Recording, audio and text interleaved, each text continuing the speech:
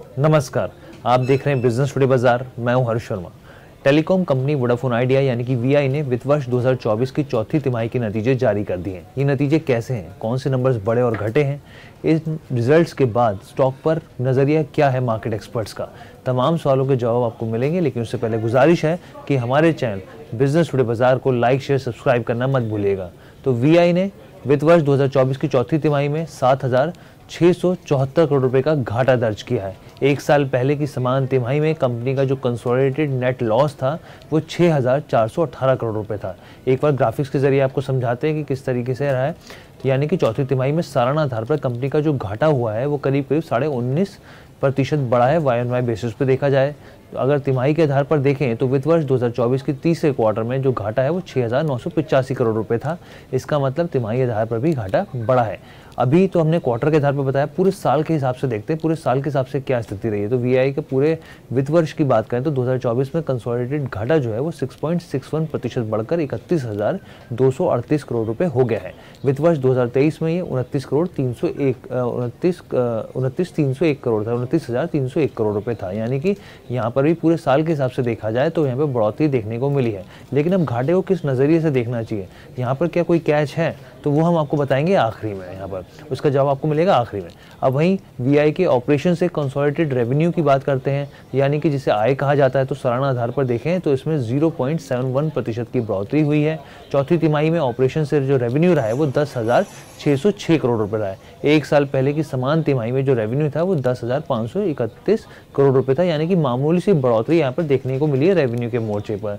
तिमाही आधार पर देखें तो वित्त वर्ष 2024 की तीसरे तिमाही में 10,673 करोड़ था। यानी कि क्वार्टर आधार पर ये कम रहा है, लेकिन सालाना आधार पर बढ़ा है यहाँ पर। अब एबिटा की बात करते हैं, यानी कामकाजी मुनाफे की, तो एबिटा जो है यहाँ पे घटा है। अगर क्वार्टर ऑन क्वार्टर बेसिस पे देखें तो 4,336 करोड़ रुपए आया है। दिसंबर तिमाही में कंपनी का जो एबिटा था यहाँ पर वो 4,350 करोड़ रुपए था। यानी वाई ऑन वाई बेसिस में थोड़ी सी गिरावट यहाँ देखने को मिली है। एबिटा मार्जिन की बात करें तो एबिटा मार्जिन जो है यहाँ पे बढ़े हैं, यहाँ पर 40.8% से बढ़कर 40.9% यहाँ पर हो गए हैं। अब बात करते हैं वोडाफोन आइडिया के आरपू की। सबसे इंपॉर्टेंट चीज़ों में होती है यहाँ पर टेलीकॉम के, अगर आप रिजल्ट्स देखते हैं तो इसका मतलब होता है प्रति यूज़र पर औसतन खर्च।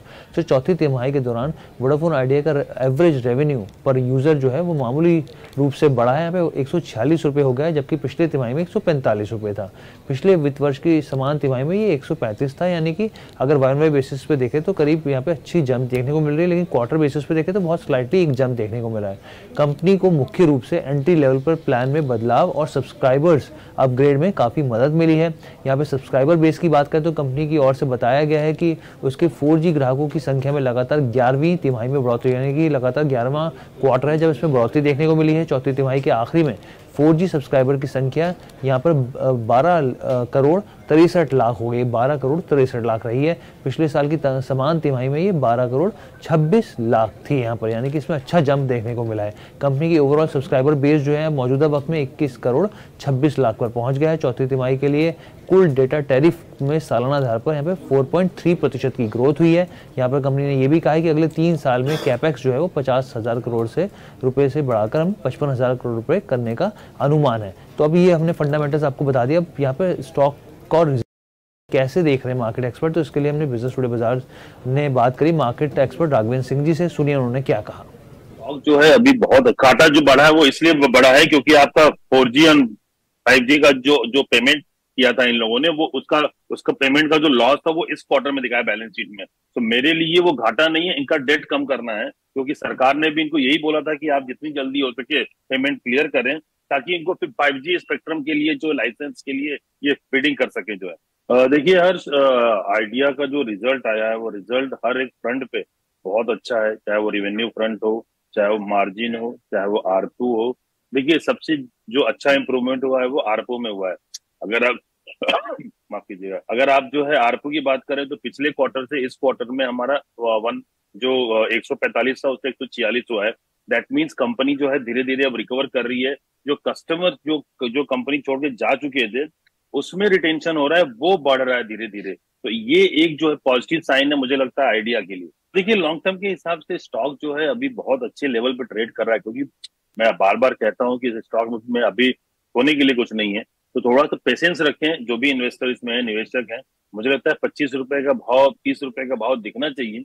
ये इस स्टॉक में पोटेंशियल है। इस क्वार्टर के रिजल्ट से एक चीज सामने आएगी, कंपनी अब रिवाइवल मोड में है और मुझे लगता है बहुत जल्दी कंपनी जो है बहुत अच्छे रिजल्ट्स लेके आएगी। जो तो यहाँ पर आप राघवेंद्र सिंह जी से को सुन रहे थे, उनका साफ तौर पे कहना है कि स्टॉक में जो आप देखेंगे तो 25 से 30 के लेवल भी लॉन्ग टर्म के हिसाब से देखने को मिल सकते हैं। और साथ ही उन्होंने कहा है कि इसको घाटे के नज़रिए से नहीं देखना चाहिए, बल्कि इसको इस नज़रिए से देखना चाहिए कि 4G और 5G के ऊपर जिस तरीके से कंपनी एक्सपेंशन कर रही है, अपने कर्ज को घटा रही है, तो वो घाटा इस नज़रिए से आपको देखना चाहिए। तो ओवरऑल ये वीडियो आपको कैसी लगी वोडाफोन आइडिया के रिजल्ट्स को लेकर?